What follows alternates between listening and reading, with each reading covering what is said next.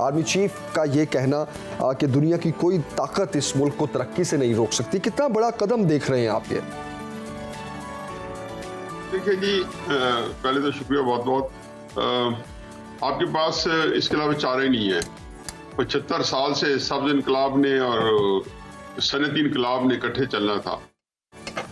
बहरहाल शुरू में 50 की दहाई में बच्चों को भी यही पढ़ाया गया और यही जो एक गोल रखा गया कि पाकिस्तान जो है कि एग्रीकल्चर कंट्री है और वो दुनिया में सबसे बड़े एग्रीकल्चर निज़ाम के साथ मौजूद है और हमारा एग्रीकल्चर निज़ाम इस मुल्क को आगे बढ़ाएगा।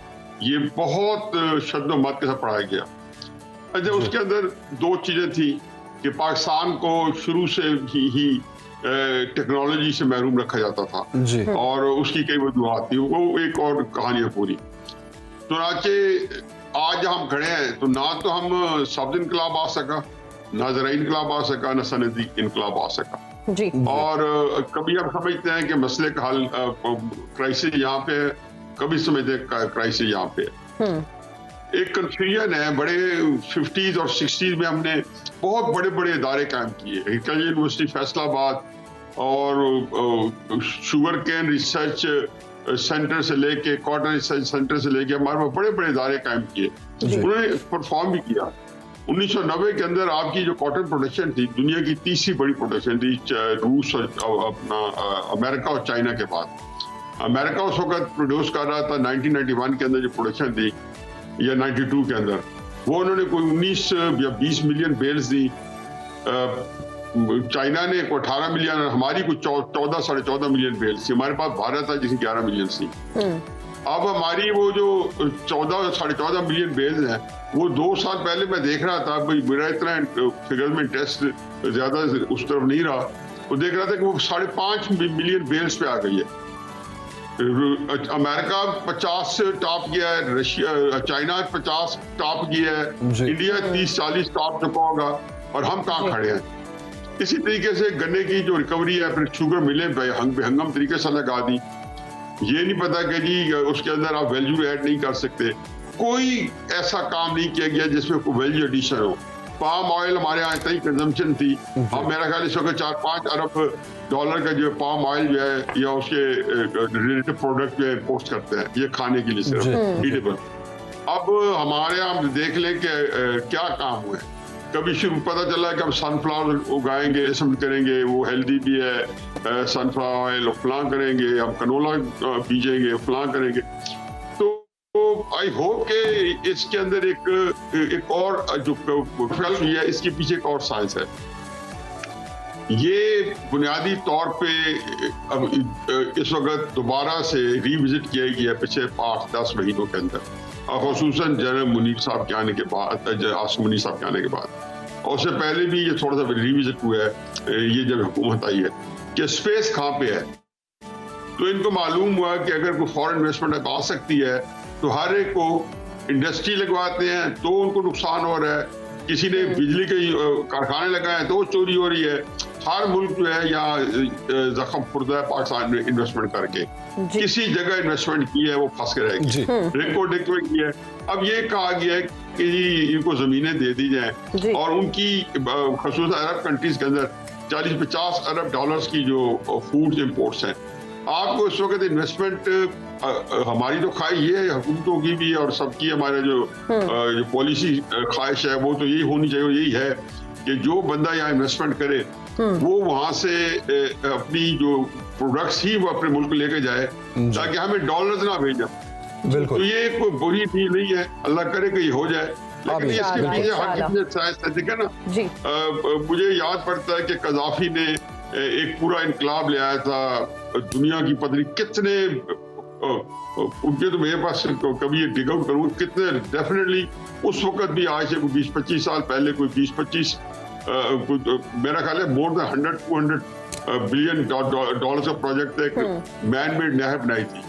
उसे पूरे अफ्रीका को शराब करना था। वो स्टार्ट करने लगी तो अमेरिका ने उसमें बमबारी कर दी, उसके अंदर डिप्लीटेड यूरेनियम डाली, वो सारी नहर जो है, इतना जो बड़ी इन्वेस्टमेंट थी $250 बिलियन की, वो सारी खत्म हो गई, जिससे जो पता था कि वो अब अफ्रीका टेक ओवर कर देगा फूड एग्रीकल्चर प्रोडक्ट्स के एक्सपोर्ट्स पे, क्योंकि उनके पास जमीन बहुत बड़ी थी, पानी नहीं था। तो ये बड़ी एक जो है हर तरफ पॉलिटिक्स भी हो रही है, इंटरनेशनल लेवल पे भी एक लड़ाई यहाँ पे सियासी जमातों की और एस्टेब्लिशमेंट की हो रही है, एक लड़ाई यहाँ पे अमेरिका और चीन की हो रही है पाकिस्तान के अंदर, उसके भी अपने ताई निकलने हैं, क्योंकि ये सारी चीजें स्मूथली सेल नहीं कर पाएंगी, लेकिन जो वादा जो किया गया $40-50 अरब इन्वेस्टमेंट। अच्छा हफीजुल्लाह न्याज़ी साहब, आम इंतखाबात की अगर बात करें, उससे कबल कहा यह जा रहा है कि नवाज शरीफ साहब वतन वापस आ जाएंगे। अगर वो वापस आते हैं और उन्हें गिरफ्तार कर लिया जाता है, तो आप क्या समझते हैं इससे इलेक्शंस पर क्या फर्क पड़ेगा या क्या असरात मुरत्तब होंगे? सुलेमान शहबाज साहब की रिहाई के बाद भी आपको यकीन है कि हफीजुल्लाह न्याज़ी आप गिरफ्तार हो सकते हैं? सर ये तो आप ही बता सकते हैं। सर आपने तो जवाब 2 लाइनों में जवाब दे दिया सर आपने तो।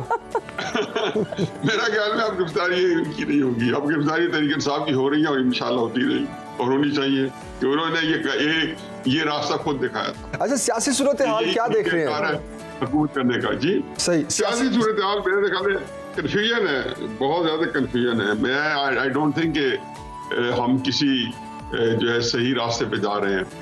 ये देखो 3 इस वक्त फरीक हैं, एक एस्टेब्लिशमेंट है, दूसरी हुकूमत है, तीसरी तहरीक इंसाफ है, या एक बंदा है तहरीक इंसाफ का। तो तीनों बंद गली में है मेरे नजदीक, तीनों के पास कोई हल जो वो समझ रहे हैं वो उनको नहीं मिल रहा जी, और जो हल होना चाहिए वो देने पर तैयार नहीं है तीनों। सही जी। कोई अच्छा, पाकिस्तान का नहीं सोचता, पाकिस्तान दलदल में फंसा हुआ है और इसको निकालने का कोई रास्ता मुझे तो समझ नहीं आता कि कैसे निकालें। सही। और ये नाराजगियां जो हैं ये कब खत्म होंगी? मौलाना फजलुर रहमान साहब नाराज हो गए अब। मेरा ख्याल है उनका, मैं तो समझता हूँ उन्होंने सही किया। आपके किस तरीके से जाके मेरा एक इमरजेंसी होगी, उस वक्त ज़हन में यही सोचा गया होगा कि हम बात कोई और होगी। मुझे लगता ही है कि असल में जो इख्ताश पैदा हुआ होगा या जो स्टर क्रिएट हुआ होगा वो तो होगा इस्तेकाम पाकिस्तान पार्टी के बनने के बाद, क्योंकि ये फिर हलचल मच गई थी। ये बड़ी सियासी जमातों ने, खुसूसन पीपल्स पार्टी ने, मुस्लिम नून ने कोई इसको अच्छे तरीके से इसको नहीं रिसीव किया। एस्टेब्लिशमेंट ने ये काम क्यों किया है?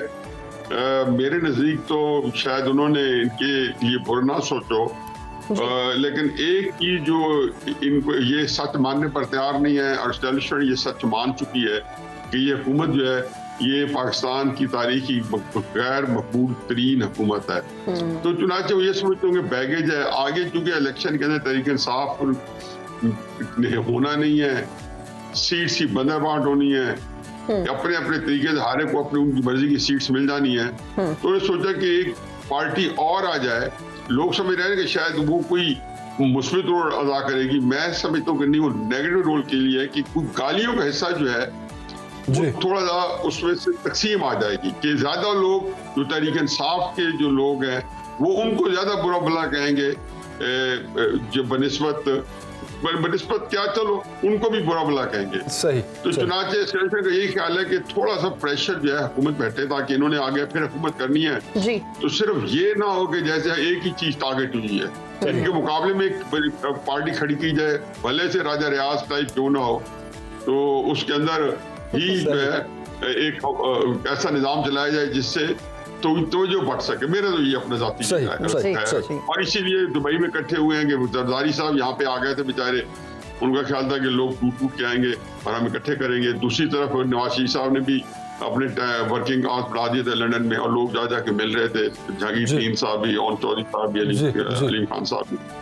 तो वो उन्होंने अब जरदारी साहब को नामुराद लौटना पड़ा लाहौर से, वो उनको बड़ा दुख का कलक पहुंचा होगा। ये एकदम रात को कॉल है कि एक नई पार्टी बने और सारे लोग चले, जहांगीर साहब भी लंदन में पहुंच गए, सारे पहुंच गए।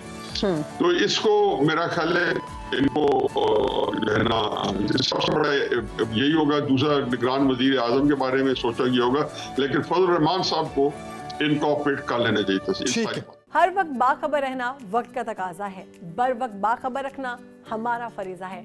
अभी सुनो न्यूज़ के YouTube चैनल को करें सब्सक्राइब, बेल आइकन पर करें क्लिक, और मुल्की और गैर मुल्की खबरों से रहें बाखबर यकीन के साथ।